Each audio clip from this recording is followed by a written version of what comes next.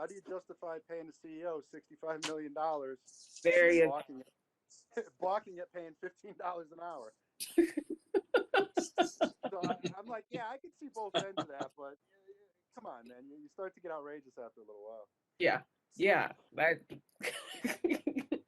They really have to figure out, Right. exactly, you want individuals to have living wages, right? You want people to be able to provide for their families, but then you have someone who has more than enough money, and they still are like, yeah, we like you too. I'm like, what? What do you want? Right. And then so I don't know. And again, I understand it's difficult too because like in the Midwest, $15 up here, and you're not making any great shakes. That's not a big deal. $15 out in the middle of Iowa or Kansas. Yeah, in the South, that's a lot of money. That's a lot of, absolutely.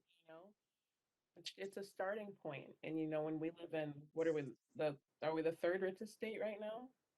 Something like that. Maybe we used to be the top. We're third now. We might be. I think like maybe second or third now. Yeah. It's just you see a lot of stuff that's just wrong with our communities in that way. Hi, Aurora. Hi, Aurora. Like you were. Hi, everyone. It's not a lot, right? But right. Something's got to give, or the system's going to continue just to be broken. At the something's got to. Well, if you don't have living wages, that's why people complain about crime. Yeah. People result to that. I think part of it is, it's hard with these catch-all bills because like a $15 an hour wage at Home Depot, McDonald's, something like that, they can stomach, they can afford those wages. That's neither here nor there. Mm-hmm. Maybe a small business, family owned, that's got 3-4 people, you might be talking a different story. Yeah. So it has to be, there definitely has to be caveats within the wage thing, right? Right. And over. I think that's part of the problem. They try to use these catch-alls. There's definitely has to be caveats within the wage thing, right? Uh-oh. Who's all right, Adjournment. Seems like Jennifer has started putting on YouTube now. So all right. So who are we? Esam won't be with us tonight. Dawn was running home, so she should be on any minute now. And we would be missing Ryan, right? mm-hmm. I hear it. All right, well, I'm gonna get started and allow Dawn to come in. Good evening, I am Adrienne Billings-Smith, co-chair of the Human Rights Commission, and I'd like to call to order tonight's virtual general meeting of the members of the West Hartford Human Rights Commission. Because in-person attendance at public meetings is likely to increase the risk of transmission of COVID-19, this meeting is being conducted in accordance with Governor Lamont's executive orders concerning the conduct of public meetings and proceedings. The West Hartford Human Rights Commission fosters mutual understanding and respect among people and encourages equality of treatment of all people, regardless of race, color, religious creed, sex, sexual orientation, civil union status, gender identity or expression, marital status, familial status, genetic information, age, economic status, lawful source of income, national origin or ancestry, veteran status, or present or past history of physical, mental, intellectual, or learning disability, including but not limited to blindness. Welcome, everyone.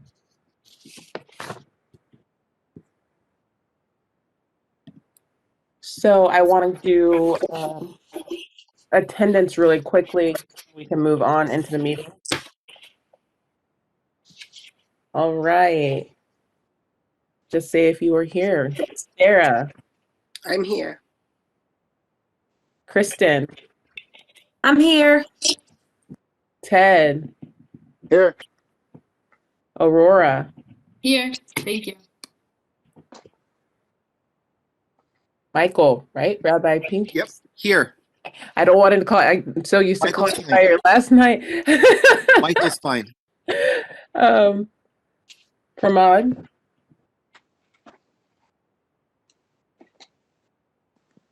Here.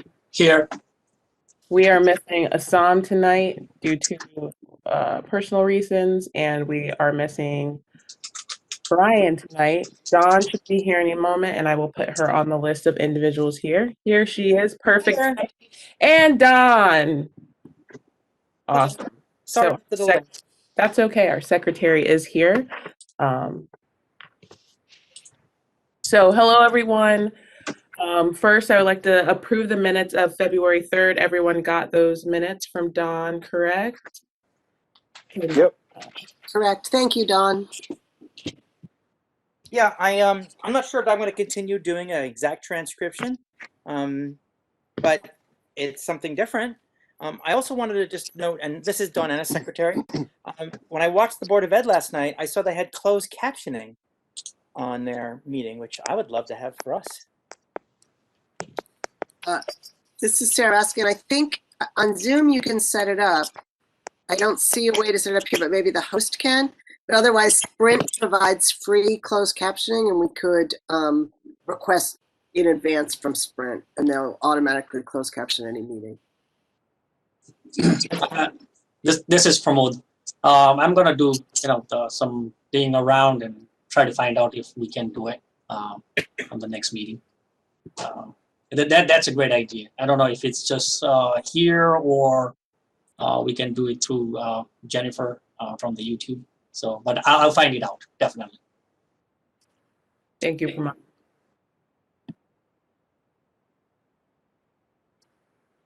So we have some old business to take care of. As far as Town and Compassion Awards, I haven't gotten any updates from, can you guys see me? Hi. Nice to see you. As far as Town Compassion Awards, I haven't gotten any updates from Mayor Cantor.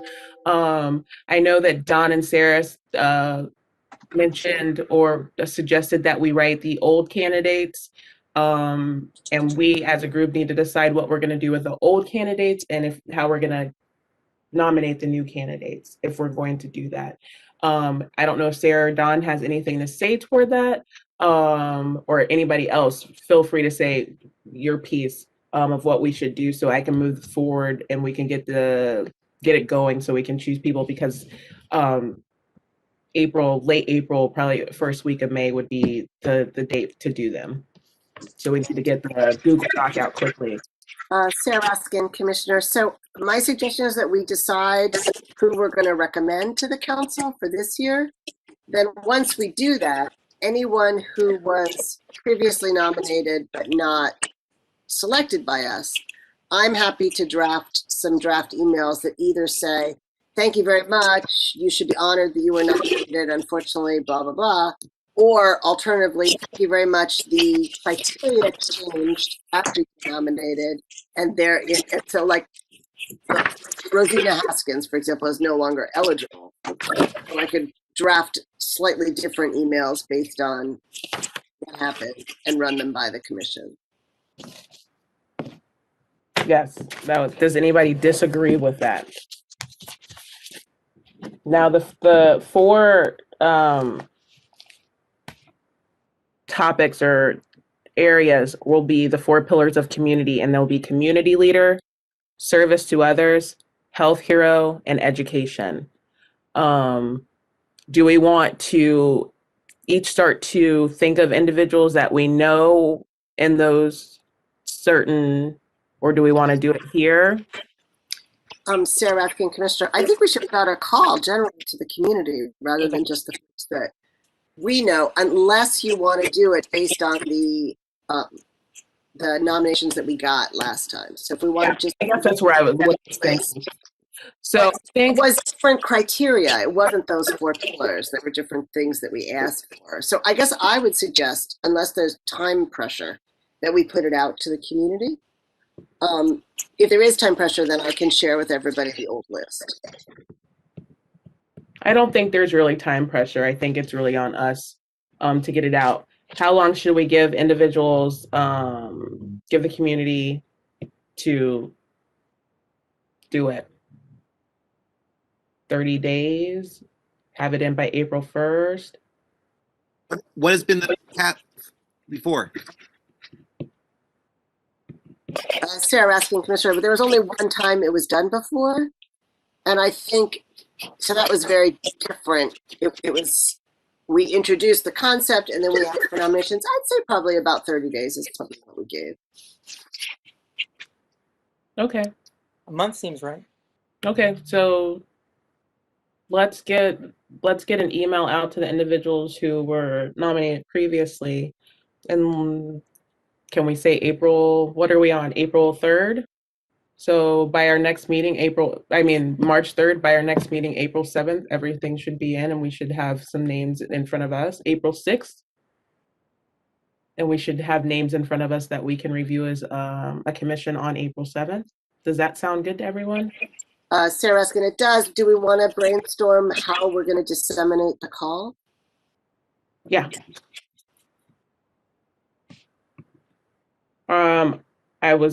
For me, obviously, social media through the town, put in a call to, weha.com. Those are the places I go with it. Pramod, can we get it out with the email Renee sends out? Does she still send an email out to everyone who's registered with the town to get her emails? Definitely. I mean, we can send it to Renee, and also we can send it out to the library too. We have a newsletter that goes out, so we can put it out there. And social media, I think as many places as we can put it out there. That'd be great. We did send it to weha.com before Rhonda didn't run it for whatever reason, but we can send it to her again. Okay. Maybe she'll send out Renee's press release then, and then that might be easier. Anybody against that? Have any other ideas? Cool. Thank you. So, as far as Brian not being here, we can't really talk about the budget what we want to do. He would have more information. I don't know what you get. Sorry, Adrian, Sarah. Respectfully, do we want to reach out to Brian and find out if he's okay, if he plans to continue? I think that This is Don Ennis. Isn't there a rule that you have to attend a certain number of meetings to continue? I don't know. And otherwise, we should reach out to Chris to see if he wants to replace him. Is there bylaws for this commission? No. Okay. So then I don't think there's a required amount of meetings that he would have to attend if there's no bylaws. Not to say we can't make them, but as of right now, I don't think we can do anything then. actually, let me have the charter pulled up on my screen. I was only suggesting that we start by reaching out to Brian and asking him. I wasn't suggesting. I think that we should reach out to Brian to ensure that he wants to be in the commission, make sure he's okay, and also see if he wants to continue the treasury post. You know what I mean? Because I'd really like to have this discussion about the budget and trying to get, on the schedule to ensure if we're going to run any type of events to support anything that we do have some funds. Our last co-chair, Barry, he said that we usually just ask town manager Hart, and we were, given the funds, but sometimes it's nice to just be a part of the budget and know that you have the funds there and not have to go and ask every single time you need something. So I will reach out to Brian and see. So I'm going to skip to the discussion on highlighting events each month. And I'm going to couple that with our social media policy. I think that's fair. So everyone, did you receive the draft social media policy that Sarah wrote up? And if you did, do you have any other suggestions for it? I can read it aloud. Sarah can read it aloud, whoever, and we can go over it from there. We can kind of check it off to see if everyone wants to adopt it. Is everybody? It might be long to read out loud. Do you want to share it on your screen, or maybe Dawn can edit it as we go along, or I can? Because I'm happy for any wordsmithing, any suggestions. I just threw down on paper random thoughts. So Give me 1 second and I will get it up on my screen.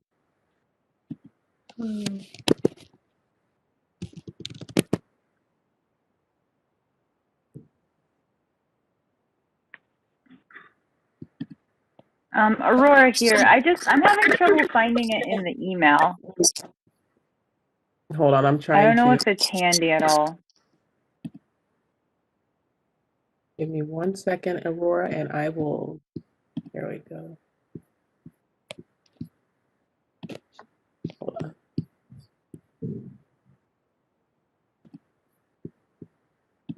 If it's not on the hold on. Let me go this way. It might be easier for me to go this way. And then also, Aurora here. I just wanted to add, whoever has been doing the social media for the commission, they've been doing a great job. You know, just from the perspective of following the page, there's regularly content that's been put up on the page that I think aligns perfectly with the mission of the commission. So whoever has been doing it has been doing a really great job with content and getting things up. it's actually been a team effort. Several of us have been doing it together. If other people would like to participate, we can talk about how to share that. Absolutely. So Adrian has been doing it, Esam has been doing it, and I've been doing it.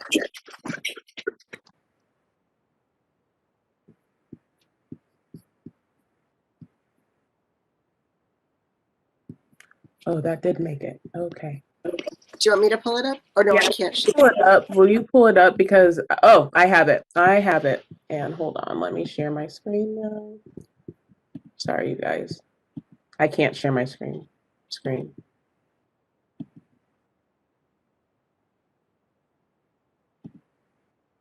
You're on mute. You can or you cannot. I cannot.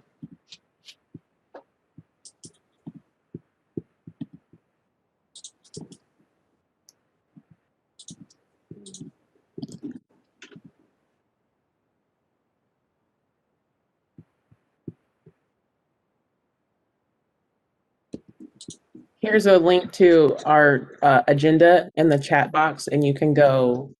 Try it again. It's telling me to open my system preferences. My apologies, you guys.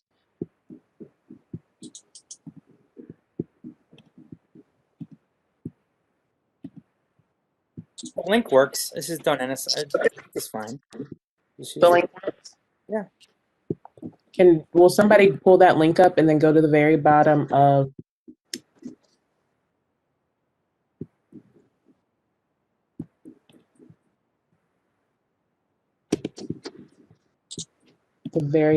our thing? I can share it.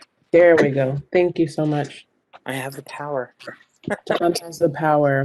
So it should be, it's one of, they ended up getting it up there, Ted. They did get it up there. It's the very last thing. So page 90, probably page 94. Oh, okay. Yeah. I don't know how to scroll. I think I scroll all the way down, right? All right, scroll down. You should be able to put 90. Oh, there you go. More? Yeah, all the way to 94. I don't know what page we're on now. Oh, 89. I see. Okay. Sorry. I was told there'd be no math. There we go. All right.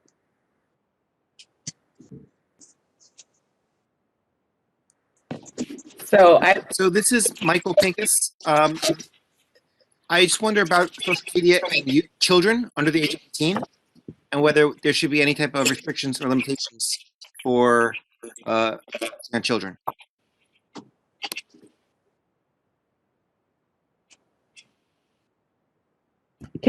This is Adrian Billingsmith. Can you repeat that again, Michael? I'm sorry. Sure. I was just wondering whether we should have any guidance in terms of postings on social media about children. That should there be limitations or restrictions about what we're going to post about kids? Pictures, names, things of that sort. Sarah Askin, yeah, I think we're not permitted anyway legally to do that. And I think it's great to spell that out, that we would never post photo or identification of someone under 18 without express written permission. I think that's absolute, and we should definitely spell it out on here.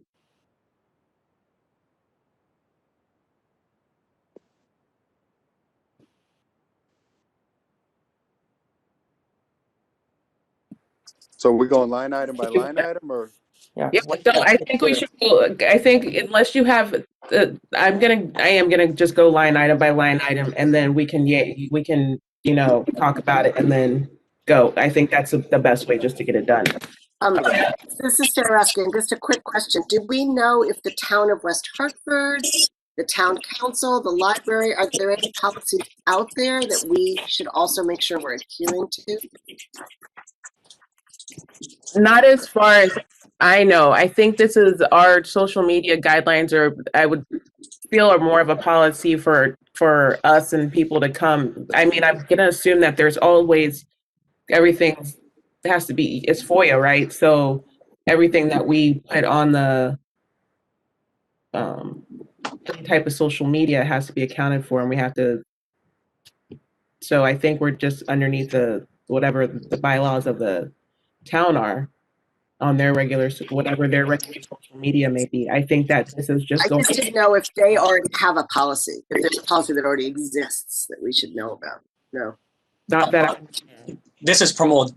The library has a social media policy, so I can send you what we have just to have a look at it. This is Sarah. I think that would be super helpful because there might be things in here that we didn't think of that we would like to adopt. Okay, well, let's go over these and then we can continue the conversation, I think. Because some of them might overlap on the library one, but we'll kind of know where everyone wants to go with this. So for number 1, we will show respect for everyone. We will never use ethnic, racial, or other slurs, personal insults, obscenity, or engage in any conduct that would not be acceptable between respectful adults in workplace or school settings. We will also show proper consideration for others' privacy and for topics that may be considered objectionable. Any objections to number 1? What do you mean by show proper consideration for topics that may be considered objectionable? What does that entail? So, Same question. full disclosure, I stole this language from some corporate policy. I don't remember if it was Nike or something like that. And Right. what they were referring to was inflammatory language. So I think it makes sense to spell that out if we want to, or we can just remove that clause. Well, my issue with that one part is because what some consider objectionable, some don't. What others consider objectionable, those same people might not. I mean, it's very subjective. So now, who makes the decision? Yeah, I agree, Ted. I think Ted's exactly right. So let's scratch it. I will say that I think the intent was not to say this is objectionable, this isn't, but to say if anybody might find it objectionable, we shouldn't be posting about it. I think that's the idea. But let's just scratch it. I think that just that part. I mean, the other part seems fine. Okay. I concur. Does anyone else agree or disagree? The Don Ennis, I just want to agree with Ted. There you go. Now you know it's got to be good. You got both sides right there. We agree. Good. Ted, you made my night. Oh my God. All right, number 2, and please go back if you think about it and you go, no, I think it should be there. Please, whatever, if you come up with something. We will only post accurate and truthful information. If we post something that turns out to be untrue, we will correct it immediately. Don Ennis, same thing that Ted said. How do we determine what's true or not true? Who's the arbiter of truth? Right. And that's going to be number 4 too, about reliable sources. So, It's gonna be y'all- the determination. Sarah Raskin here. I'm a scientist. Please don't tell me there's no such thing as truth. I believe that there is a difference between truthful and untruthful information, and I believe that we. I do too, but there are people in this country who, stated otherwise, and I just want to respect that. My truth is not expecting untruths. Yeah. I feel very strongly about that. I just don't know how we decide that. That's all. I think truth can be gotten to. I think we can decide what's true. I agree. Adrian Billing, someone else want to speak to that? I agree with Sarah that you want to post the most accurate information that you do have. So you should always be seeking some sort of truth. If someone points out that this is absolutely incorrect through Snopes, right? And you go, oh yeah, like every time they tell us someone who dies the most, who's the karate guy, who like those types of things. You want to make sure that you're not posting inaccurate, like blatantly inaccurate information. And if it's brought to our attention, we have the responsibility to ensure that we're going to try to correct it. So I agree with Sarah when it comes to that. There are opinion pieces, of course, but there's a difference between opinion pieces. If you're saying COVID-19 vaccinations are at Elmwood, right? Either that's true or untrue. And I think that's where that is getting at. If there's some sort of science related or statistics based thing, and it's from a reliable source. Yes, we can agree to disagree on what a reliable source is, but let's be adults in the moment. But Adrian, I don't mean to interrupt you. Dawn Ennis, secretary, can I just offer to strike the words truthful and untrue, and just use the words accurate and inaccurate and leave it at that? Because I think that would be, unless Ted disagrees, I think that would resolve this problem. Post accurate, that's fine. That's fine by me. And if something turns out to be inaccurate, we will correct it immediately. And I'm open to anyone else's suggestions. But I just think when we get into the word truth, and I'm sorry, Sarah, I don't mean to step on the scientist. I just think that it's a loaded word these days.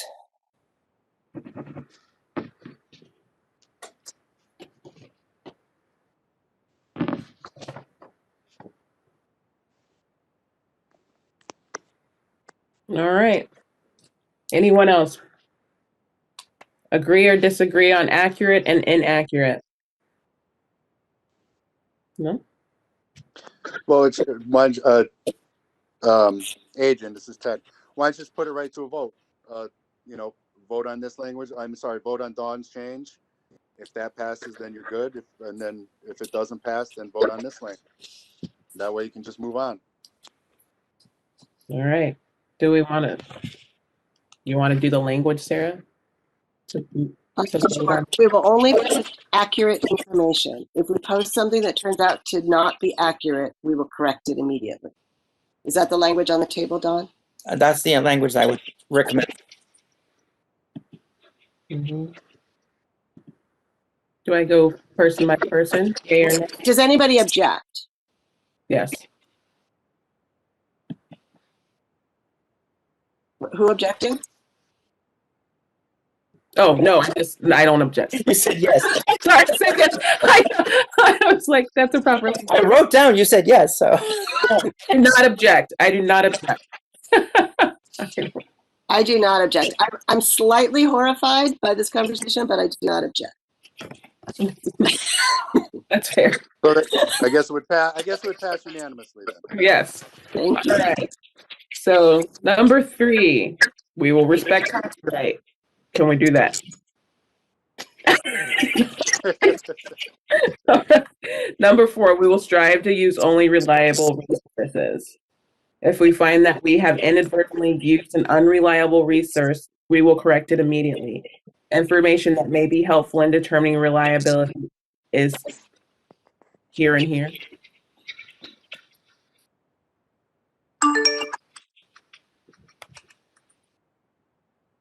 That right there?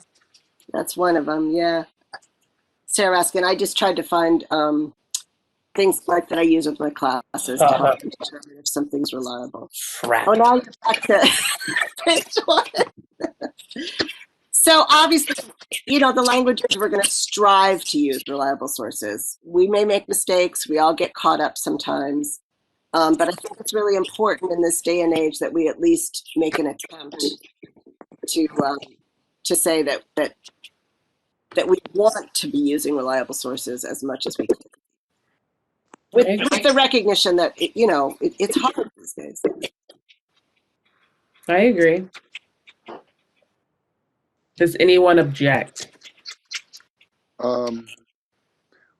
It said strive to use Going back reliable to it, sources? Ted. Yes, strive, Ted, strive. Going back to it now. Here it is. Hold up.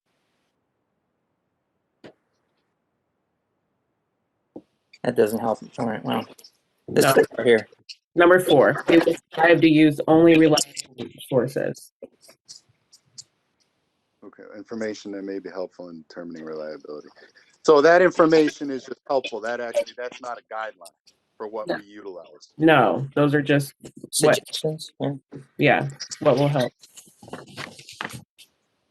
And I'm open to any, if somebody wants to come up with guidelines, I think we could go over them.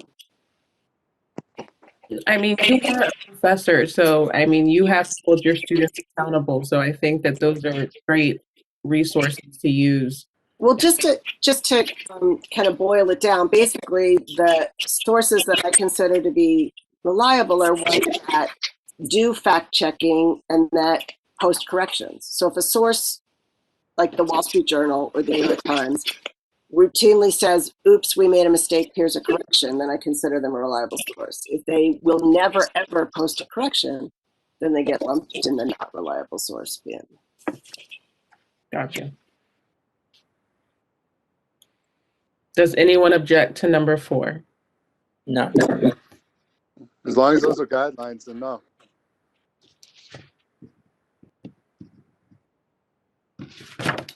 All right, number 5, our post will focus on our mission. That is information that promotes equality among people or that points out when inequalities exist. And then our mission statement. Does anyone object to that?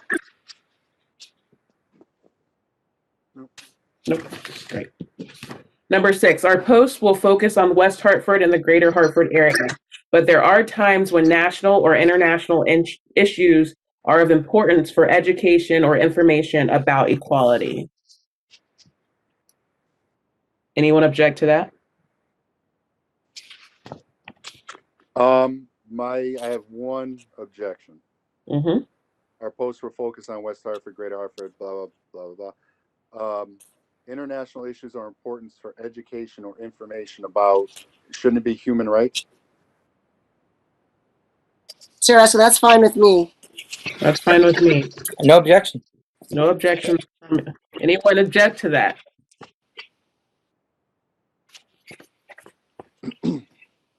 Number 7, examples of posts we might make. And Sarah, so we can cut these. I was just trying to brainstorm in my own mind, like what do we consider to be something we would post and something we wouldn't? Because it's a really great question to force us to think about, but we don't need to have these in writing. Okay. And I want to, who are we all going, when you're a part of the Human Rights Commission, do you want it that everyone can post and have administrative, capabilities? Do you want there to be a social media kind of committee or team that posts what's going on? We go through whomever to do so everyone's not trying to go on at the same time. What are anyone's recommendations about our social media presence? So Sarah, having done this for other groups and other pages, I think we should have a small subgroup of people that are interested, only because what ends up happening is when you have too big a group, the same post gets posted 20 times because people don't bother to look and see that somebody else just did it. And also you can curate a little bit, and especially Adrian, if you and Esam are planning to do these themes, then I would be comfortable with just the two of you being the social media presence. But that's just my opinion, that I think too many cooks do get in the way of this particular broth. but maybe we could switch out, every year, different committee, or however people want to do it. So do we want to say 2 individuals will be, nominated and voted on to be our social media subcommittee? Do we want to do that? Wait, sorry, I'm going to stop talking, I promise. But I also want to say that we have Instagram, Twitter, and Facebook. So if we wanted to split that up on people, we could consider that as somebody does Twitter, somebody does Facebook, somebody does Insta. Now, shouldn't it all just be going on the same thing same thing? Like when you hit send, it doesn't disperse out. It doesn't just disperse out. I only post on Facebook for our You particular. can connect Facebook and Instagram if you want to, but you don't have to. And so sometimes it's kind of, not to get too complicated about this, but like sometimes you can have your Instagram feed be tailored to an Instagram audience, which tend to be younger kids, like high school, college age kids. You can have your Twitter feed curated to a Twitter audience, your Facebook feed curated to a Facebook audience, and people can sort of take that on and become good at it. But I think I'm making this way too complicated. So if you just want to do the same thing on all of them, whatever you guys want. Dawn and a secretary, I'm just going to say that what Sarah's talking about is really wise in terms of you want to reach the right audience. And if you just put out the same cookie cutter, copy paste statement, you're basically wasting your time because, between hashtags and certain ways of reaching your audience, you're going to get a better response if you're catering to that group. Okay. So we'll go from here and do we want to nominate 2? I know that Sarah already said Esam and myself. Do we want to start with the co-chairs and then everyone send what they would like to go on the social media? Michael Pincus with a question. Do we want to check so that the person, whoever we're choosing, has a check so that they're not posting things that other people don't want to put on? Maybe 2 people have to agree on it. The unanimous vote of the subcommittee has to be in favor of it to post it onto social media or something like that. So you have to have a check or another voice to sort of balance out or to give a perspective. Third, are you saying a third person? Or are you saying just a unanimous vote between? I'm just saying have 2 people agree to post it rather than just having any one person choose to post it. Just as a question. It's a good suggestion, Dawn and given what happened with the Democrats. That's for sure. Aurora, is it okay if I kind of interject and comment on that? Absolutely. Okay. All right. So Aurora here. I would advise against that only because in the sense of building social media presence and really connecting with people, you have to do it often in a fast pace. And I think it may not move us forward as a commission on social media if we have to then have 2 people agree in order to put something up. I just think it kind of slows us down a bit. I do think that if we were to make a subcommittee of a smaller group of people, however that is made up, that have the freedom and the ability to kind of come up with a strategy as a subcommittee, what moves forward for our social media is probably the best way to move forward. And I think us as a commission, we should be able to trust each other, for who we assign on the subcommittee to have the freedom to make the decisions, for the best interest of the commission moving forward. And I think it is a really vital piece for us to be able to connect with the community, especially with the pandemic. Often if we're trying to engage the community, people use these Facebook events a lot. It really becomes a great way to connect with people. So I think it would probably, my opinion would be to just give the freedom to be able to post independently within a subcommittee. This is Dawn and a secretary. I'm just going to add that as the manager of a website that has many people who can access the official account, I can't tell you how many times the people who I trust and love misspell something, call something the wrong thing, or we have to apologize to somebody for something else we did. Everybody needs a copy editor, including me. And while I agree that Aurora's got definitely the right attitude, I always prefer to be right rather than first, and I just would offer caution as an old lady. Sarah Raskin, I'm actually with Aurora on this one. I think that it's hard enough to keep up with social media. We all have full-time jobs. We're volunteers here. That to then have to, when I think about my own postings on the human rights page, if I then had to first get it cleared and then it just feels like an obstacle. But I think Dawn's right in that if we're actually creating a post, that needs to be vetted. But if we're sharing that the library has an event tomorrow night, I don't think that needs to be vetted. So I'm seeing a distinction between an original post that we create, which we've actually always had the entire commission vet, versus, there's a talk tomorrow night that is on equality and people should go. That I don't think needs to be, that I think time is of the essence. Yes. Bless you, Sarah, for threading the needle.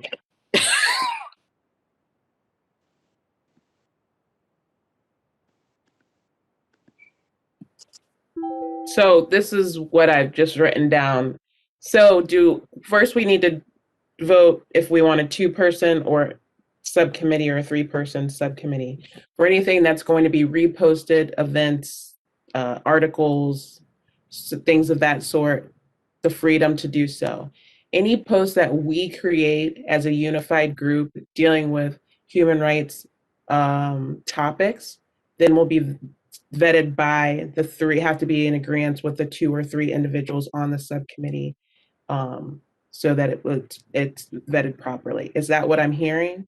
No, Sarah Raskin. So no, I think if we're creating an original post, the entire commission should see it. Oh yeah, like what we did for. Yes, I get. Yeah. But can I ask, is anybody else interested in doing social media? Does anybody has a particular hankering for Instagram or Twitter or anything like that? Or are people comfortable with it? I'm nominating Adrian Esam, but I'm also want to make sure there's open space for anybody who has a strong design. Should nominate Aurora. Yeah, Aurora, are you interested?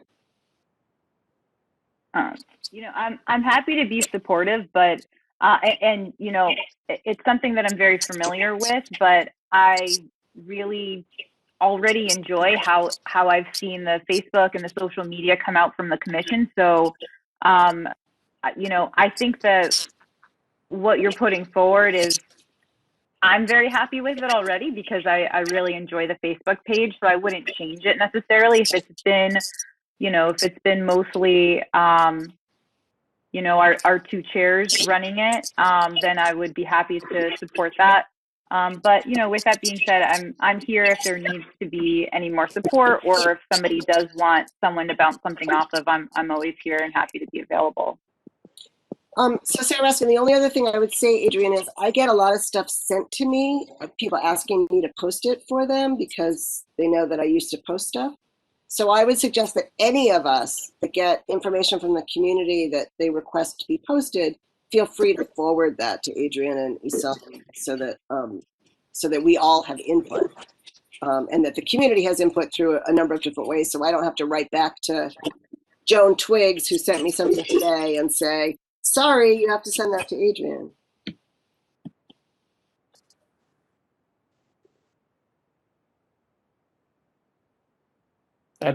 Adrian Billingsmith here. That's fine by me. I just want to make sure people are able to feel like they have the freedom to post whatever they feel is important to the Human Rights Commission through, So yeah, so anything. So here we are, 2 individuals will be the subcommittee, and then any creation of a post will have to be vetted by the entire commission. And when it's vetted by the entire commission, what moves us forward? Majority?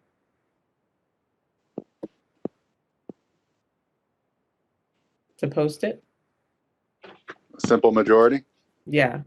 Is it a simple majority that moves us forward? Well, would it be a simple majority, and then would you also need a you would also need a quorum too on that? Yeah, absolutely. So these are the things that are just kind of going through my brain since we're creating this, because I think it is important to create. And I think that we do need to have these discussions on how we're going to utilize our social media and get out to the community. So I want to make sure when we're creating a subcommittee that we have everything in order for that subcommittee. So when the next two people step in, they know what they're stepping into, and they're not trying to create their own set of parameters. So is that what the language I'm hearing, that we would like to move for a subcommittee, a social media subcommittee with 2 individuals? Does anybody have anyone else they would like to be the social media subcommittee? So that subcommittee, what would happen is any new postings, created postings, would have to go to that subcommittee? Or what is that subcommittee's, what's their function? So we would still be doing the normal posting that you see on there right now in the subcommittee, but we would be the 2 people posting, the 2 individuals who are nominated will be the 2 people doing the primary posting. Anytime we create any type of West Hartford Human Rights Commission posting because of an event that happened, or because we're putting something, we're going to do something within the community together, we have something to say, then all of us will come back and we'll have the discussion about what can be posted at that point. Okay. I'm correct. We need to move then to. Yeah, I think we need to move on. Go ahead, Sarah. You were going to say something? No, I was asking a point of clarity. No, go ahead. Let's vote on it first. I was asking, how do you want us to send you stuff? Do you want a Facebook message from each of us? Do you want an email? Like, if I see a posting that I think you should share, how do I get it to you? If you're on Facebook, then just send it to me through Facebook. But if you're not on Facebook, then send it to me just send me an email and I'll post, whatever that you request. And Esam will do the same. I try to keep up on Facebook if you know me, so I do my best. As far as the Instagram and Twitter account, I'm not as good at keeping up on that, but Esam and I, if we're the ones who are nominated, can talk about how to get that done. I personally think there should be 3 people, because then that gives us more coverage to make sure that we're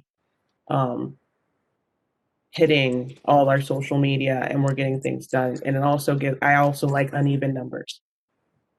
So asking, I'm fine with 3 people. And I was actually just going to say, if you and Esam find that it's too much, ask for help, ask for somebody else. I think 3 people's great. Let's do 3. Okay. So yeah, we need to move, Dawn. I move that we accept this proposal for social media and that we take a vote on that, followed by a vote on who should be the subcommittee members. I second. All those in favor? Is that my job to say that now? Yeah, it is. Hey, I like it. Yeah, take over. Yeah, all those in favor? Yes. Yay. You have to go off mute, yeah, and say, or Yes. Oh, I was raising my hands. Aye. I can't see you in that little thing. I'm stopping sharing so I can see you. because it's recorded, so you have to. This doesn't work in a recording. Yeah. All those in favor, please say aye. Aye. Aye. All those opposed? Hearing none, the motion passes. Adrian, do you want to decide how we do this subcommittee thing? Because I don't know what to do. I think we each, if we want to, we can. Well, Sarah's nominated. Sarah does a lot of it, you guys. So I nominate Sarah as third person just because she's the senior member of the group. She's been here the longest. So I just second. So, but I have I don't, yeah. So I always think there should be 3 people, or an uneven number, so that you can make sure, you're being held accountable. And 2 of you don't go off and do something on your own, because I don't like that. So, Going in Secretary Sarah, would you accept the nomination to be part of the subcommittee? Sarah Askin, sure, as long as that's okay with everybody, I'm happy to do that. if you have anybody else, please, and we can vote it out. I'm I wish okay with Kristen would stop speaking. Kristen, please stop. I know. This is Al speaking. Actually, I do have a question. So, with it being 3 subcommittee members, so would one member be responsible for each social media? Like one would be in charge of Instagram and that's solely their thing?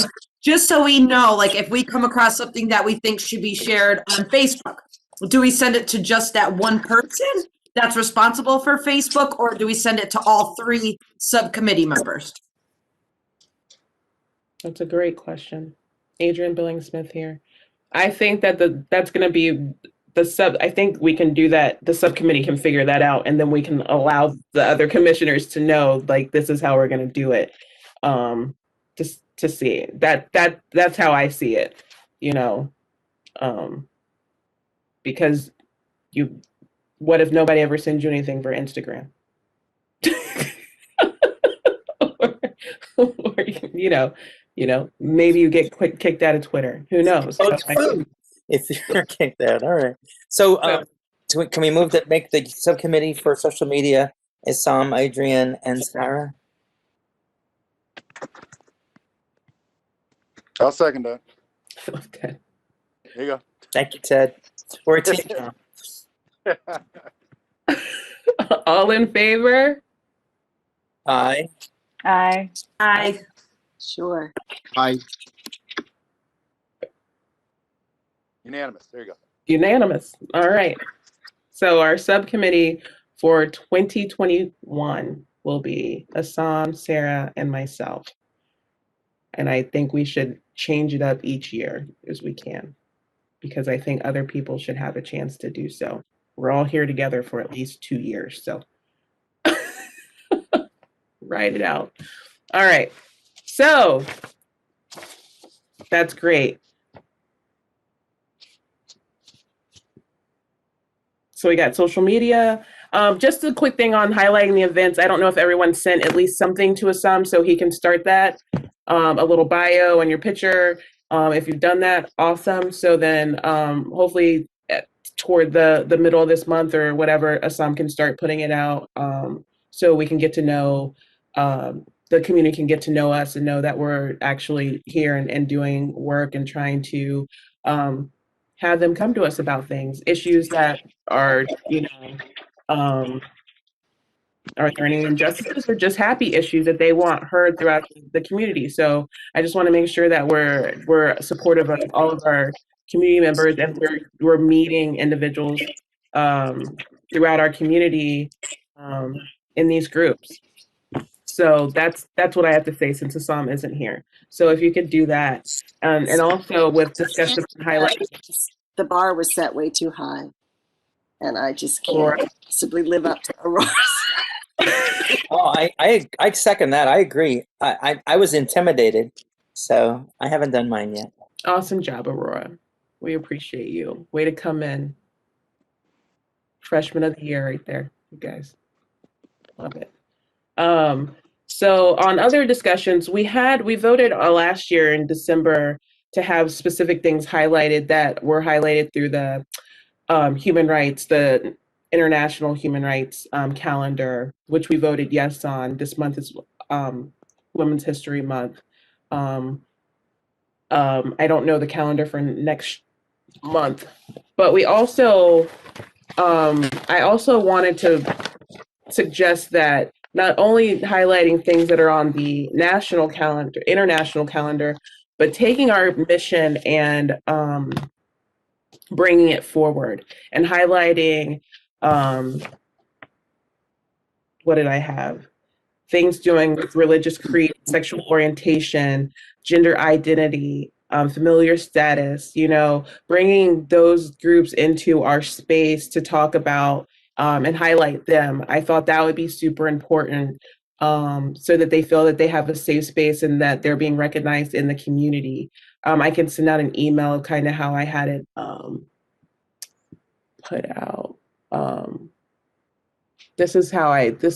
Actually, I have it right here. Hold on. I'm going to throw this in the chat, you guys. Ramon, can everyone see the chat also? Sarah asking, yes, we can see the chat. Okay. Sorry. It was right here. Okay. I can't get it to copy and paste. What in the world? So I can't copy and paste it right now. So for March, I thought the issue of race and color. For April, religious creed. May, sex and sexual orientation. And I kind of just went through and put it each topic into the next month. You know, June, civil union status, gender identity or expression. July, actually, civil union status could go with marital status. So June would be gender identity or expression. August would be genetic information and age, and kind of find topics and reach out to the community and say, hey, we're gonna speak on this topic this month. If you'd like to come to the Human Rights Commission to give, a presentation or highlight your community, we'd love to hear from you. That's just an idea I had to get people more involved, to know that they have, like I said, a supportive commission here for them. We can obviously talk about that more later, but that was my. So Sarah asking, can you just clarify what you were take the mission? The things that you were just saying are from our statement, and you just broke it up by month, right? Yeah. Thank you. I think that'd be a good idea, because that'll start to bring people in and talk, and we can have talks and we can have discussions, civil discussions, where people can actually disagree. Absolutely. And, talk it out and bring up different points, from each point of view. And hopefully find compromise and find common ground. Hopefully find compromise, or at least find the ability to, agree to disagree and move on. I think this would be a great setting to do something like that. And hear each other out. Absolutely. I agree with Ted. This is done. Yeah. Instead of, so you're not yelling at each other, swearing at each other, so we're not like Congress or the Senate. Yeah. Anything but that. Or the State House. So, or the State House. I'll send out another email for us to talk about it again. I thought it came in my mind. I was like, why not, get our community, as Ted said, get us in this conversation together so we can actually have a civil conversation about stuff, right? Mm-hmm. About important topics that's going on. Sarah Ruskin, so are we saying that we would just kind of post, if you're interested in this topic, come to the meeting, or would we reach out to groups that we know are working on these issues? Well, I think we could do both, right? I think you can put out a full post to the community, because you might catch some people who normally wouldn't, who might not be a part of those organizations, right? But you can also always go and say, hey, this is what we're talking about this month. Do you want to come on and speak with us? I think you can do both easily. They work together, and then we can go and kind of to figure out timing on how it will work and dedicate some, time to people, to organizations, to groups, to, so that's my thought process on it all. Dawn, Ennis, Secretary, did you have any thoughts about Women's History Month this month? I haven't. I just posted our first post on Women's History Month, honoring Women's History Month.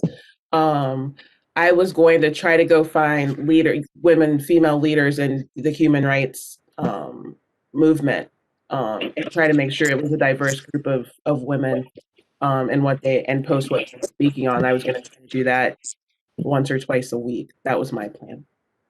Thank you. So, if there's any other ideas, please feel free. Never hesitate to email me. I'm like most of you, sitting in front of computers during the day. Never hesitate if you have something that you need to say or want done. I'm pretty good at getting back to people pretty quickly, I would say. So, all right. So let's move on. Discussion on the Civilian Review Board ordinance. Did everyone get a chance to read that? Um, Don, do you want to talk about? I can kind of bring people up to speed. So last year during the summer, we had a conversation with Chief Riddick. He came to a meeting, and they mentioned the civil. It was before the Accountability Act was passed, if I'm not mistaken, and we're already in discussions about the Civil Review Board. And him and actually Town Manager Hart had said that we could be a part of the process. That didn't end up happening, and we didn't get any straight answers about that. So when they presented the ordinance, we'd been told we would be a part of that process, but it goes through, many things we know. And now here we sit, we have an ordinance that's been passed. We will have a civilian review board that begins July 1st. I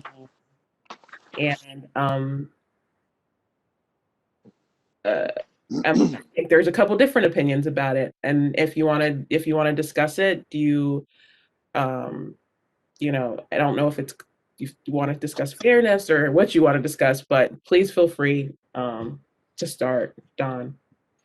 My only question about it will be that while they are now considering who will be on the Civilian Review Board, do we as a group want to put forward someone who would represent the Human Rights Commission as a person with, sort of wearing two hats?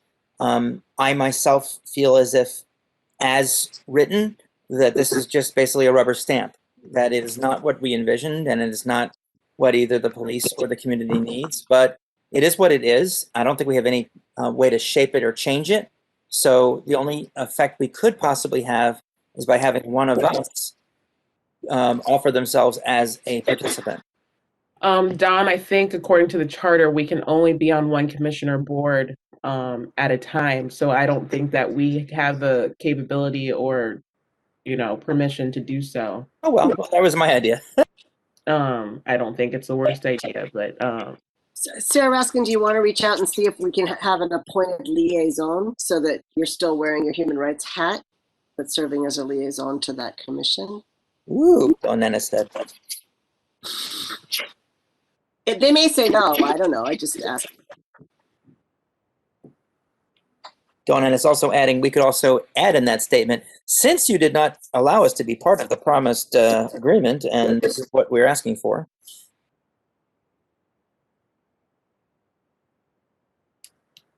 Do you appointed liaison to be a part of the review board, correct? To be, I don't, putting my lawyer brain on. Sarah, do you want to flesh it out? What do you mean? Yeah, flesh that out, because I don't see that happening. I could see when individuals start to apply for the board, we may be able to have an appointed liaison to be a part of the approval process of who goes on the board. That's where I would go. But as you said, all they can say is no. We can go from whatever position we want to. I think I'd like to hear what, this is Don Ennis, Secretary. I'd like to hear what other members of the commission feel about the Civilian Review Board as it is formed now before we make any either necessary or unnecessary moves. Absolutely.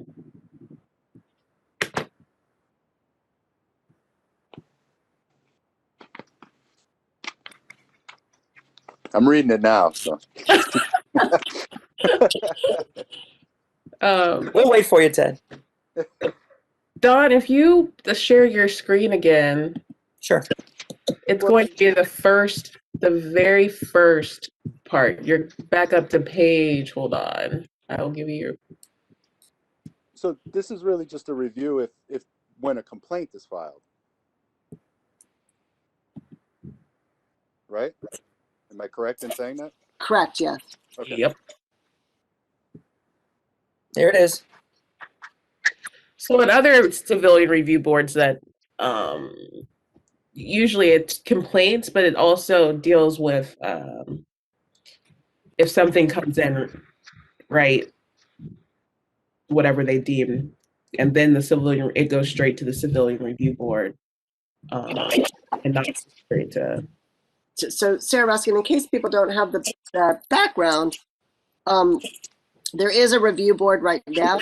It's mostly made up of current former law enforcement officers. So this was an attempt to make it into a civilian review board instead, where there would be civilian members providing some level of oversight. So I just wanted to clarify, and this was obviously part of the statewide bill that passed last year.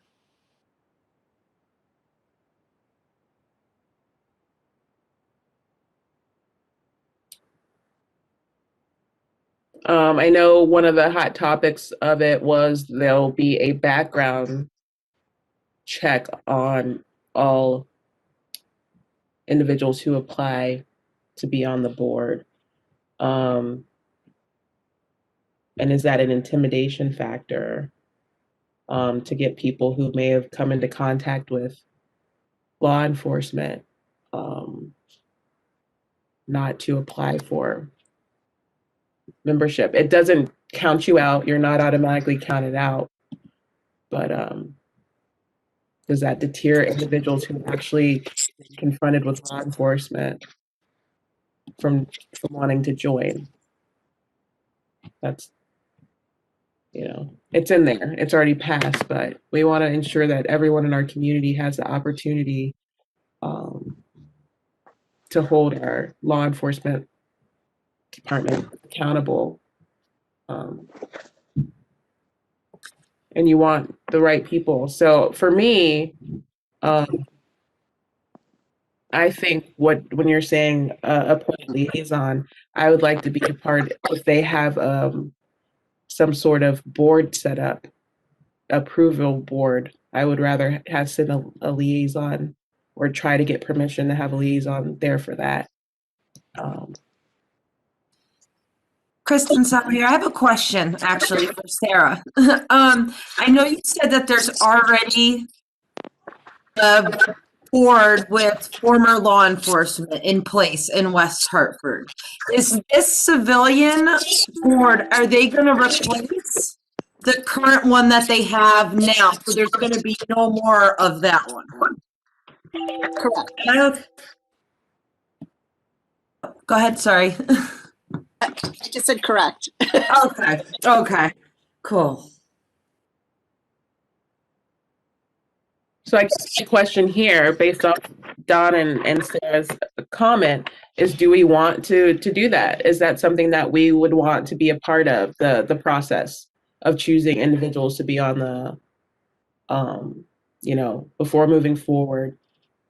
And who wants to write the letter if we are going to do that? Well, I volunteer to write the letter. This is done as secretary.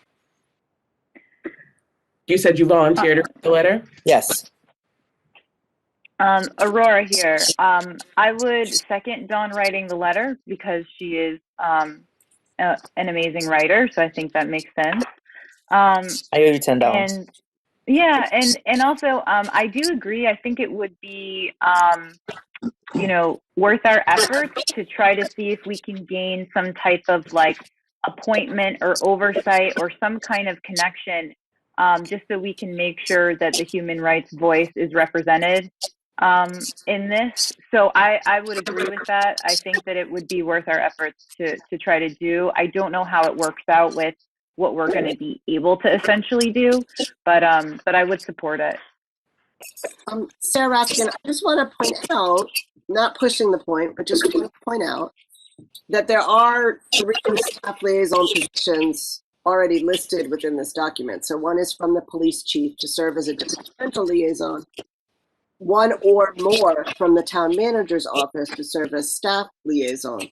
So it wouldn't be, I don't think it would be completely outrageous to ask for a liaison from this commission. Again, they can say no, and that's fine, but I don't think we're out of bounds. Adrian Billing-Smith here. I agree with you, Sarah. I agree with both of you. This is Don Ennis, but I think they'll say no. I want to fully reduce expectations to then basically telling us what to do with ourselves. Mike, Pincus, Can just I a question. Oh, go ahead. Who is they? West Hartford Council, is it all right? Is Yeah, Town Who's council. just to?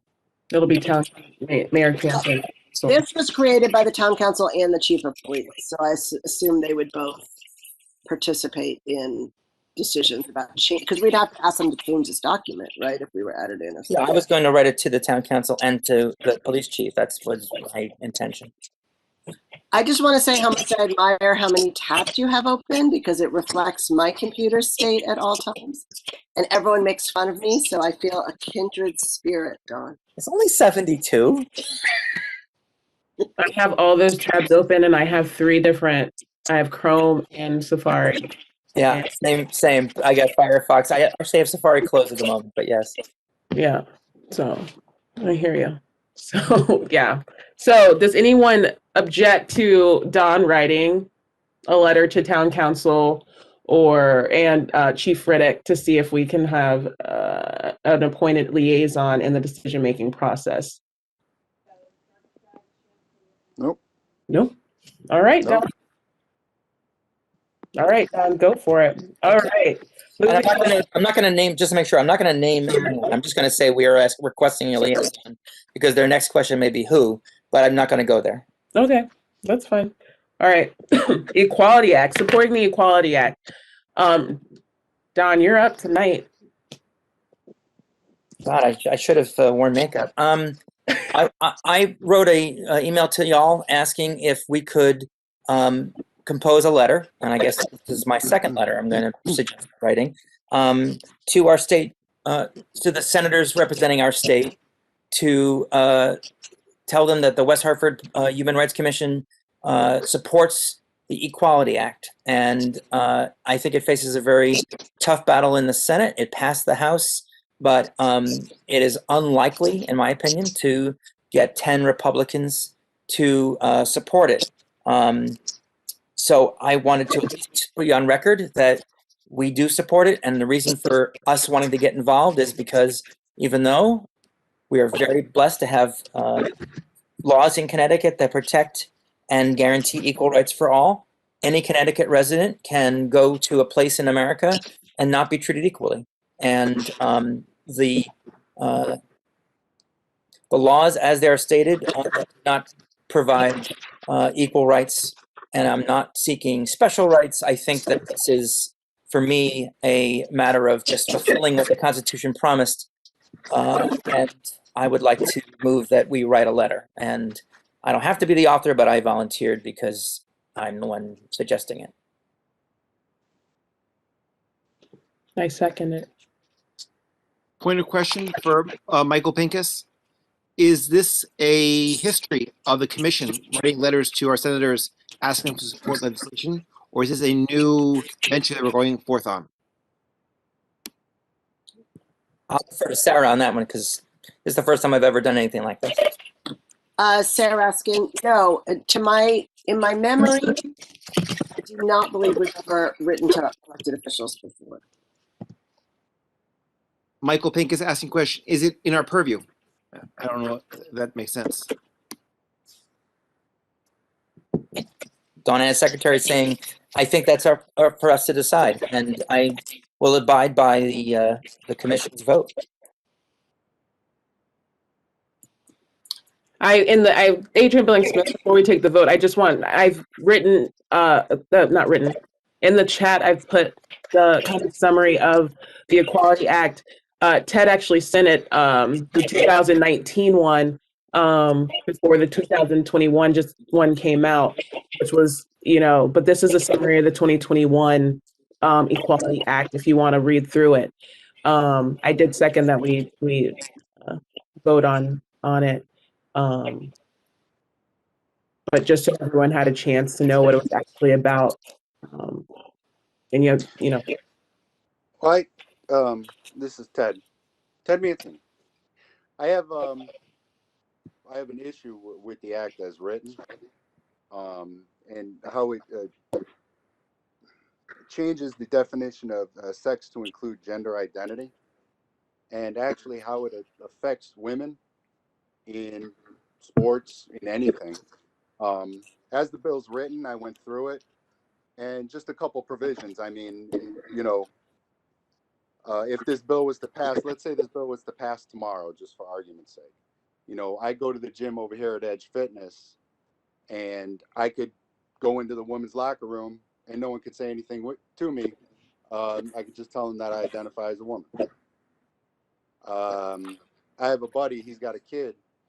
His kid's high school age. His kid goes about 6'2", he's 350. He's competed powerlifting, strong kid. He's won some powerlifting competitions. And I know as how the rule states right now in the state of Connecticut, he could actually play any girl's sport. And, you know, my daughter's going to be a freshman next year, and she would actually have to compete against somebody like that. And there's many instances, you know, I could talk about the MMA fighter that identifies as a woman, and he's cracked open the skull of 2 women that he's fought so far. We could talk about the... So, Sarah, No, Sarah, I'd like to hear Ted finish, please. Okay. We talk about the 2 individuals. I think it's from Bloomfield and Cromwell. Coventry or Cromwell. Cromwell. And I think before they started competing as girls, 9 different girls had won state championships, and since they began to compete, they've won 15 different state championships, and I think 40 different state events. And what that opens up, that also opens up for individuals like that. Now they have the ability to compete for scholarships that would only be open to women for women's athletics at the college level.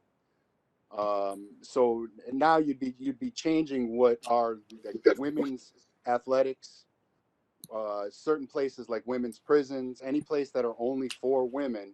If you identify as a woman, if you're a male and identify as a woman, you could not, by this bill, be discriminated against and be kept from either working in those places, going to those places, you know, competing against women.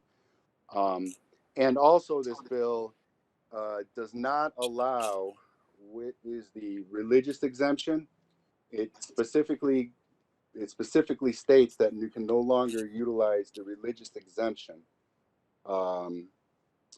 against homosexuals or transgenders or anybody that identifies. Those are just the objections that I have to it. Thank you, Ted. I'm sorry to interrupt you, Sarah. I wanted to make sure Ted have the floor and make sure he can make all his points. Sarah, do you want to respond on it? I would like to. Thank you very much, Sarah. I'd first like to address the fact that in Connecticut and in many states, there are laws in the books that prevent men from becoming peeping toms or perverted acts or do anything that would in some way violate the safety of women or children. Those laws remain on the books. And the laws in Connecticut that have been on the books for 10 years now that allow women like myself to use public accommodations like restrooms and changing rooms have resulted in exactly 0 arrests of or convictions of any transgender person trying to be some kind of peeping Tom.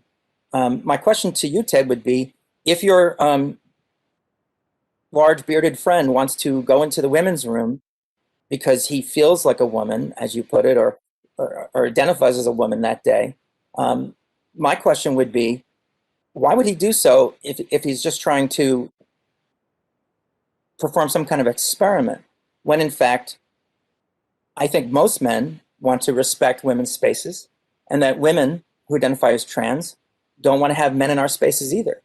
There have been 0 problems in Connecticut in which a person like you're describing has walked into a women's room or a changing room or a bathroom and caused a scene like that. It's a great hypothetical, but it hasn't happened. Regarding, you mentioned the athlete Fallon Fox. I've put a story that we wrote at outsports.com, where I'm the managing editor, that I hope you'll read.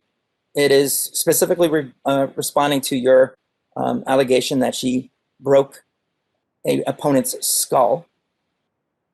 And she identifies with the pronoun she, her. I happen to know Fallon. There are a couple of myths that are addressed in that story, and I'm not going to get into it, but I'm going to just leave it for you to look at your leisure. I'll mention the two other things, but because I don't want to make this an entire all long night thing about trans stuff.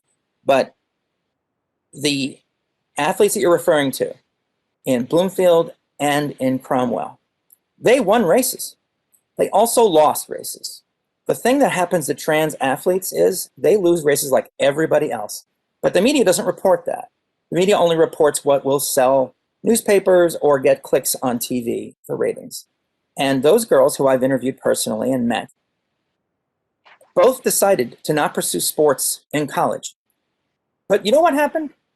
The three girls who filed a federal lawsuit a year and a month ago with the help of a religious organization that is anti-LGBT, those three girls, two of them went on to college. One of them won a full scholarship. One of them even beat the two transgender girls within 8 days of their filing of the lawsuit. So their claim that they can't win against trans athletes was disproven just by their own competition. Coaches will tell you, and you're a coach, Adrian's a coach. When scholarships are awarded and spots on teams are decided, coaches don't look at who places first, second, and third. I'm a mom. I understand every mom and dad wants their kid to do well. Nobody wants to have a chat with their kid because they lost. But what coaches look at is personal best. And that's what wins scholarships, and that's what gets people into higher schools of learning. The last point I'm going to make is about the religious exemption. I believe, as a Jew, that everyone should respect everyone's faith or their decision not to follow any faith whatsoever. But I don't think God or any higher power would think that it's okay to discriminate against someone, even based on what your feelings or faith tell you. So for me, if someone believes that their faith should have them discriminate against someone or take away their rights, then that's a question for them to examine and for the law to look at whether our Constitution guaranteeing freedom of religion is more important than our freedom to be. And that's really a matter for the courts and for our lawmakers. I personally support the Equality Act. I believe that the opportunity here is for us to have a discussion that I can't necessarily sway anyone with. I can only explain to you my personal beliefs and the facts as I know them. I respect Ted's point of view. I respect everyone else's point of view. I don't want to give Ted the impression that I don't think you have a right to say what you have to say. I thank you very much for sharing your thoughts and listening to mine. Now, Dawn, I have one question. Now, I think this is one of those things that we're going to agree to disagree. And I understand everything you're saying. And you know, like I say, I'll fight to the death for your right to say it and your right to believe it. That's right back at you, Ted. Yeah. But my own question to you is everything that I just said as for how the bill is written. What I've just said, it's true, though, because they're asking you that it is true, because unless I miss something in the bill, the only thing with the gender identification, it doesn't lay out any certain criteria whatsoever. So if someone wanted to do that, and I'm not trying to say that people want to do that or what have you, if someone wanted to do that, there is nothing in the bill prohibiting that. There's your state law. Adrian. The law already says that you can't. State law they can't, a federal law is there for purposes, but they can't override in those cases your state law. So well, federal law because this is an amendment to the. I understand it first, where federal law trumps things, but they can't trump peeping toms or those types. You get what I'm saying? Those are things that are dealt with on the state level. And for me, I second that. I obviously supporting the Equality Act because it's in our mission.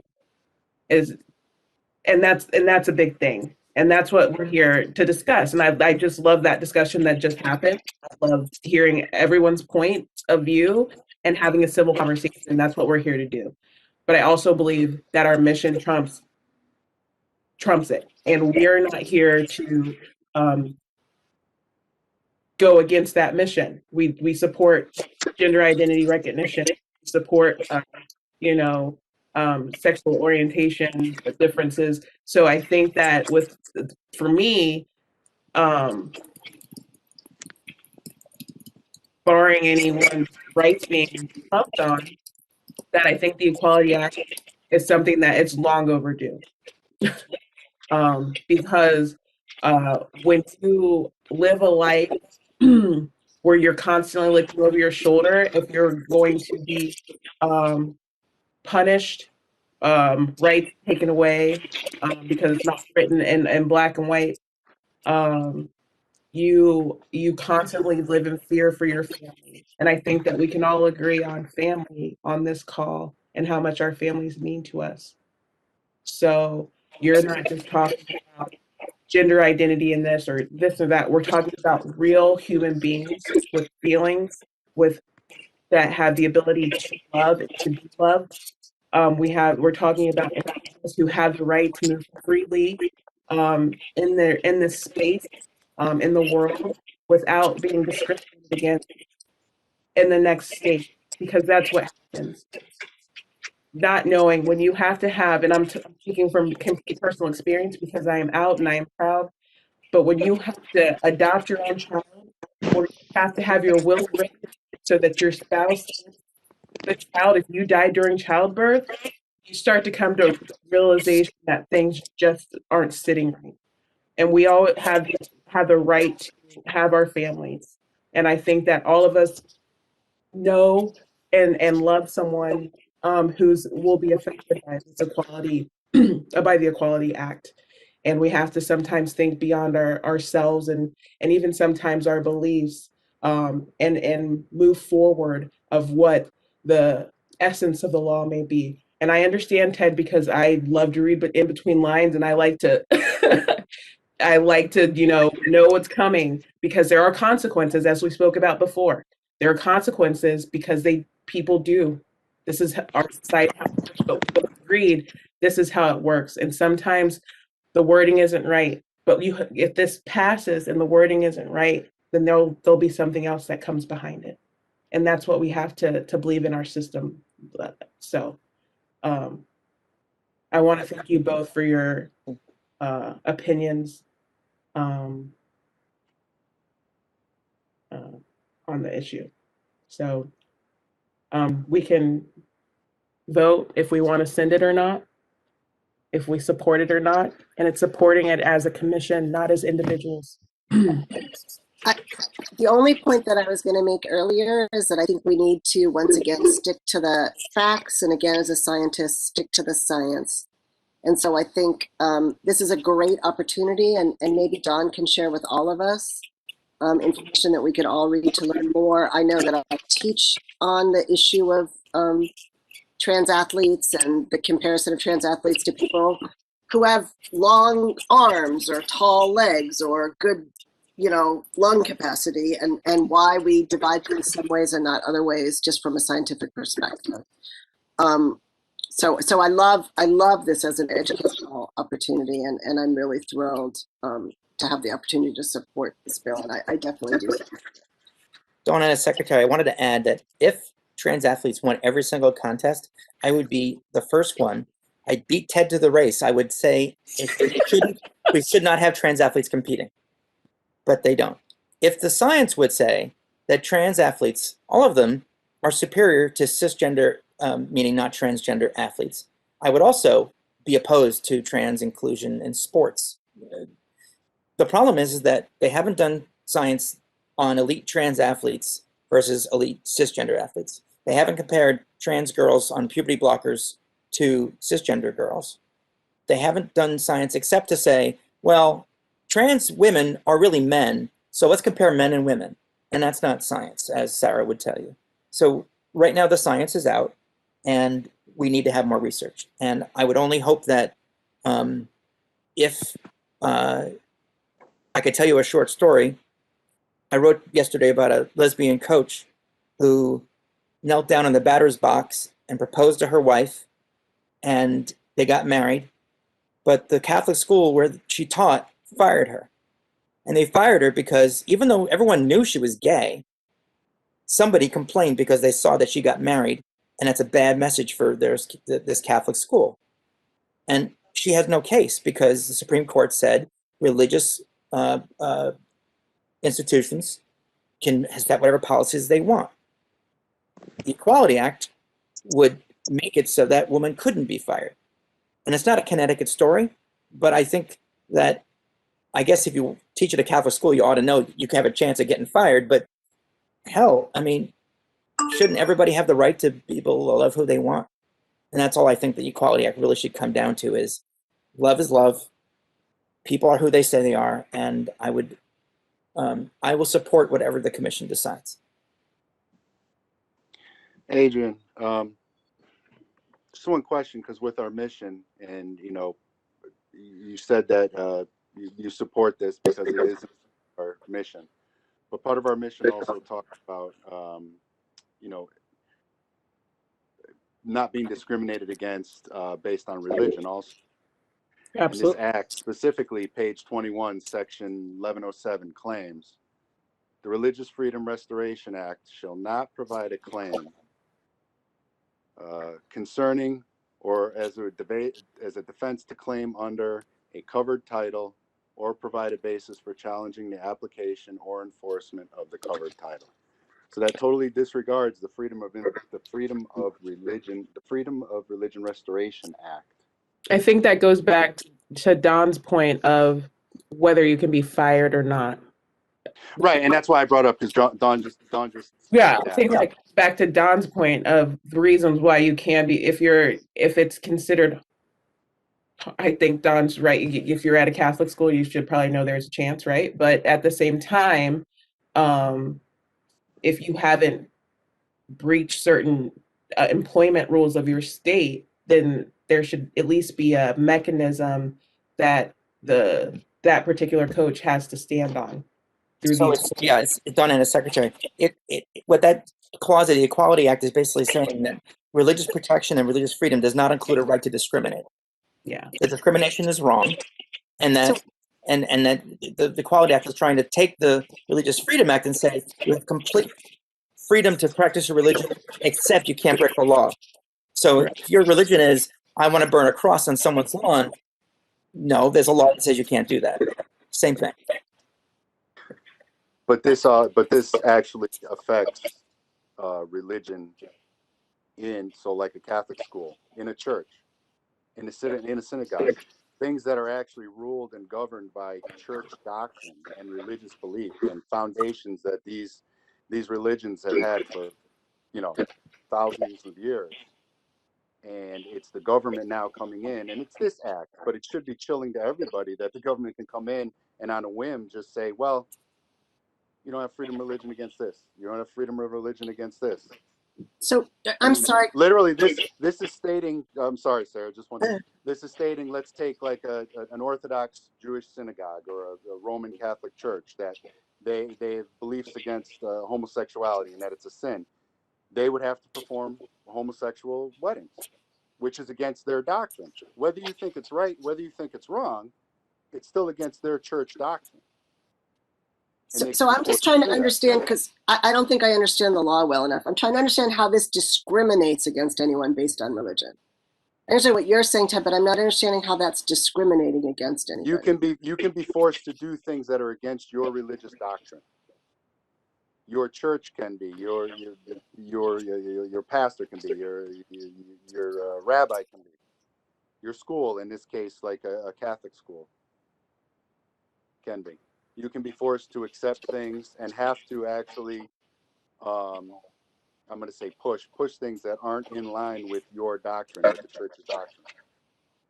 Ted, when I think to that, right, if you want to get married in a Catholic church, most times you have to go through a whole thing. I'm not Catholic. Meet with yeah. Meet with the pastor. Whole thing.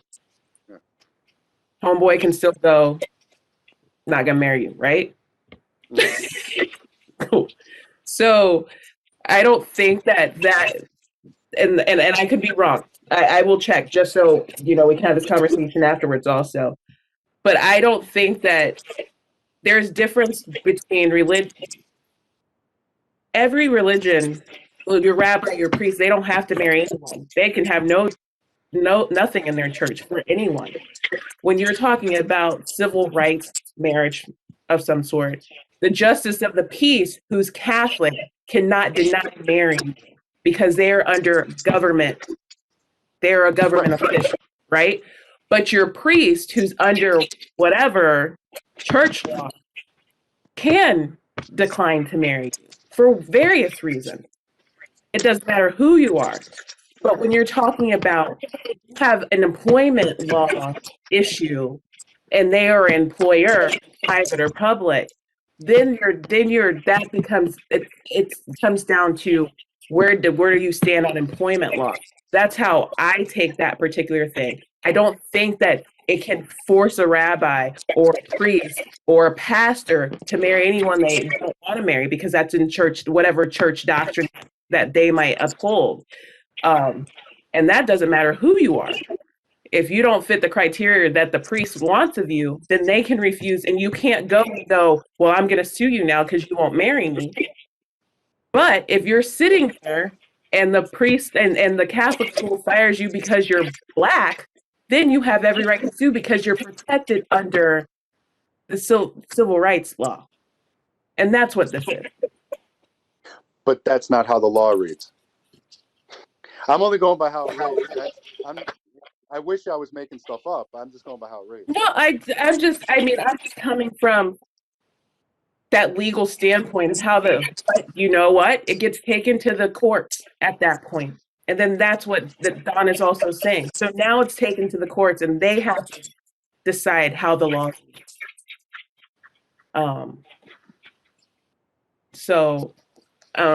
I appreciate the question. So Aurora here, I just wanted to jump in and share, when Dawn first posed this to the group, I was really excited about it. I'm still very excited, would love to sign on to, some type of letter of support. And for me, the reason that I identified with, being excited about supporting this initiative is I think it's a big deal to have a national conversation regarding the Equality Act, that it passed the House, that it was sent to the Senate. I think that there's been a lot of people that have felt discouraged for whatever reasons over the last few years. So I think that this is a point of excitement and it's encouraging. And as a commission that is, in West Hartford, and we're here, meant to be a voice for pushing human rights forward, I think it would be kind of a simple no-brainer thing to want to support, and share information about a national conversation about, equality rights, moving forward. So for me, that's why I, am excited about it. And I think that even this conversation is proof of that, being that the national conversation has, held, been able to move forward. It's been able to, for us tonight to be able to have a conversation like this.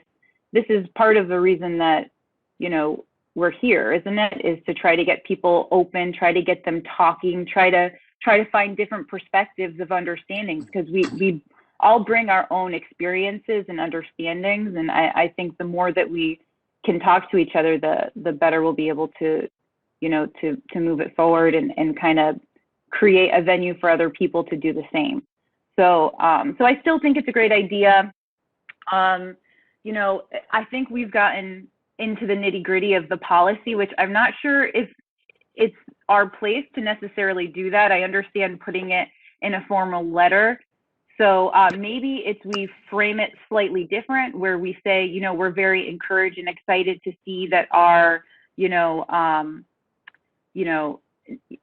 Connecticut, our Congress members or our U.S. Senate members are supporting this type of initiative or something like that. Maybe it's not a complete, straightforward endorsement of the Equality Act. Maybe it's that we're showing our support for the conversation. I don't know if that would help, but I'd be happy to talk about it. And I think it's a great idea, Dawn. Thank you, Aurora, Dawn, and the secretary. I just wanted to point the last comment. I found this in fact thing about the First Amendment and LGBTQ people and religion. And I hope that, Ted, if you have a chance to read it, it basically says that the Equality Act is not going to change the First Amendment rights of religious organizations. It's simply going to ensure that when employers, businesses, and others serving the public are operating for non-religious or commercial purposes, they can't turn an LGBTQ person away simply because of who they are. And that's why they've got 100 faith leaders who are in support of it. But I understand how it can be interpreted to possibly not be that way. I just wanted to assure you that that's not its intent. And I am open to Aurora's idea of perhaps writing a statement of support for human rights instead of an endorsement of the Equality Act. That may be a way that we can all get on board this.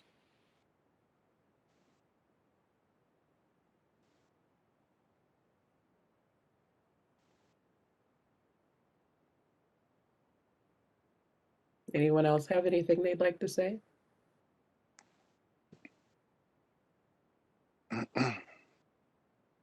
So do we want to move to write a letter in support of the essence of the Equality Act? Sarah Raskin, I mean, I would like to just support the Equality Act. I don't know why we're. Same here, Kristen Tell. I'm all for it and support. I say we just, I mean, based on everybody else, but I'm just all for it. Well, Dawn, what's the motion? You brought it up, so what's the motion? Ted, this is Dawn, the secretary. The motion is that a member of the commission will write a letter to Connecticut's senatorial delegation, urging their continued support for the Equality Act, for its expression of human rights, both in Connecticut and across the nation, as it would protect Connecticut residents, West Hartford residents throughout the United States, and asking them to work hard to affect its passage. That would be the essence of the letter I propose to write, and I'm open to revisions. I second. Aurora here. I second. All in favor? Aye. Aye. Aye. Aye. Aye.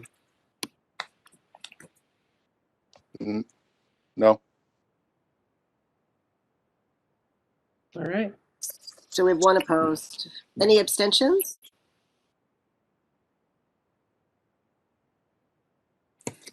So now that's the way a discussion should happen. And No Ted, yelling, I want you to be reassured. I don't think any less of you because of your vote, and I hope you don't think any less of me because of my vote. No, like I said, we're going to have things we agree to disagree. That's just going to be the way it is. All right.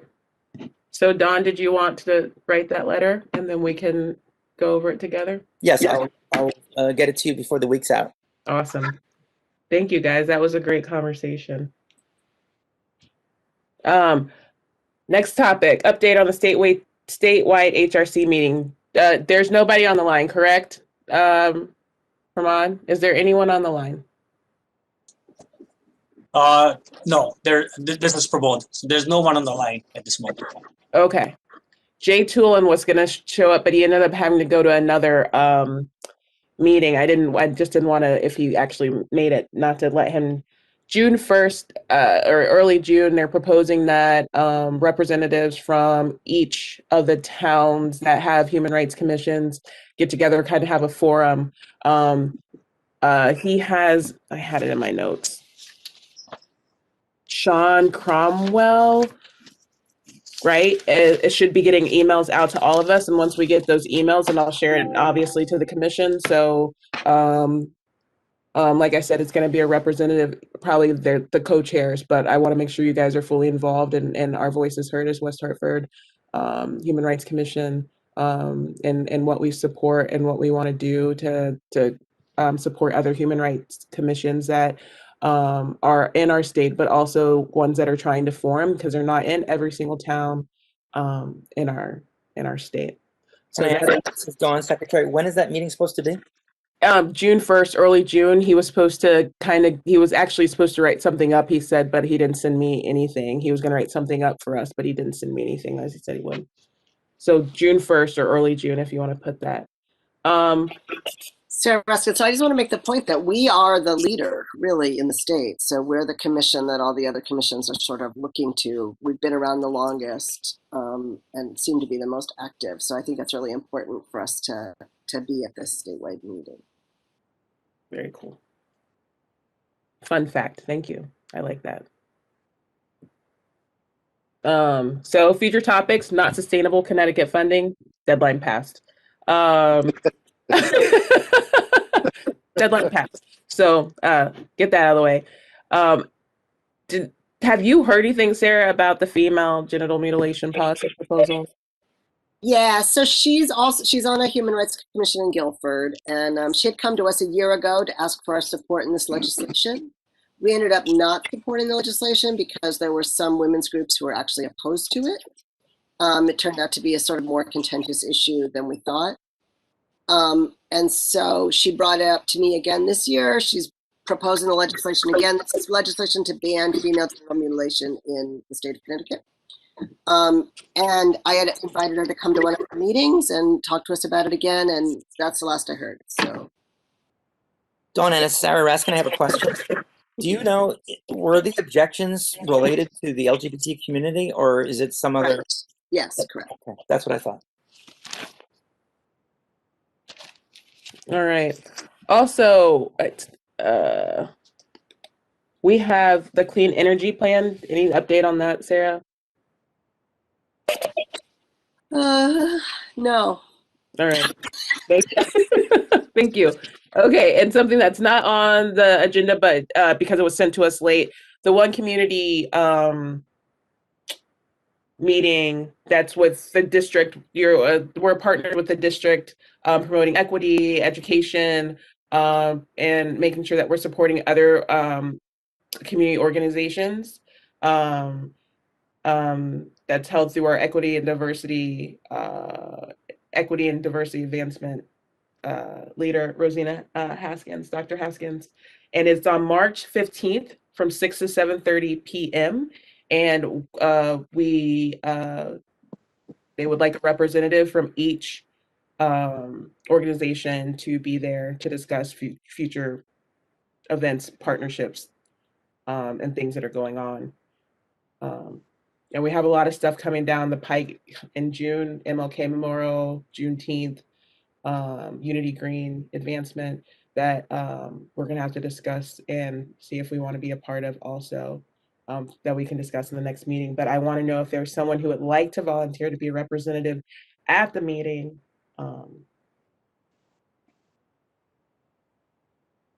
Don't all speak at once. I represent another organization. Sarah Raskin, do you want me to share the email so people have a sense of what it's about? Yeah, absolutely. If you could do that. I represent another organization, so I cannot be the representative for us. I had already played our part. Okay, so let's see. Well, it doesn't actually say anything. It just has the date and the time and the list of partner organizations.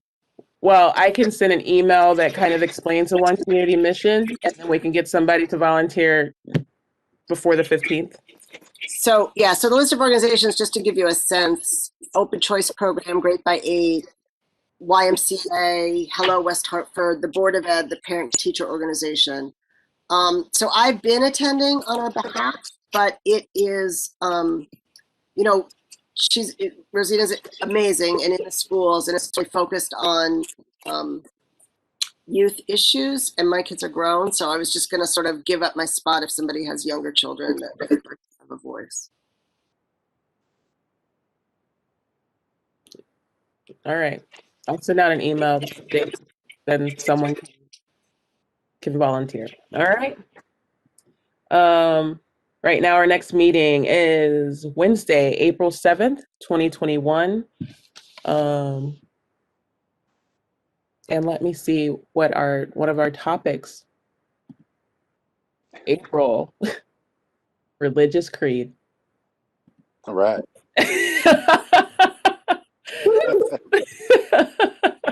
This is on Ennis Secretary. Adrian, can I bring up a upcoming event I'd like the commission to consider supporting? Absolutely. In the notes, you will see that on March 18th, as I alluded to in an email, our Adrian Billings-Smith will be speaking at University of Hartford on an important topic. And when I say at University of Hartford, I meant she'll be sitting right where she is now. And I hope that if you have time to attend this lecture, I will certainly be listening, and I wanted to encourage everyone to support her. It won't be so much of a lecture. It'll just be me babbling on and on. But thank you, Don, for that. No, honestly, I would love it if you guys choose to attend. I appreciate the support. So I think we made it through. I think we made it through. So does anyone want to motion that we adjourn the meeting? Unless someone has something else to say, or if I'm missing something, please let me know. Well, Adrian, just a quick note. I have some coaches that had approached me. They wanted me to bring something to Human Rights Council because they're under about a 2-year suspension right now, and they feel that it's at least partially racially motivated.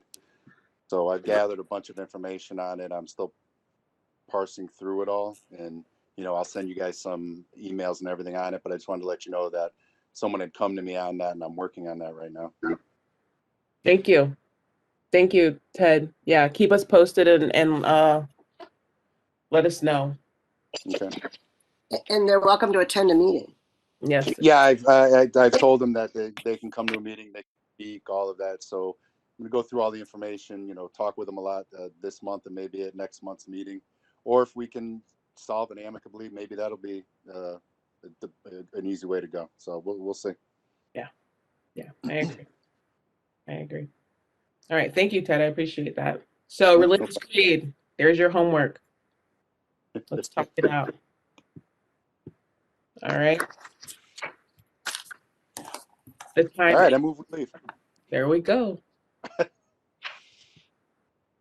There was a motion to adjourn. Anyone I second the motion. Don seconds it. It is 8:50 p.m. Thank you all. It was a really great meeting. I will tell you that.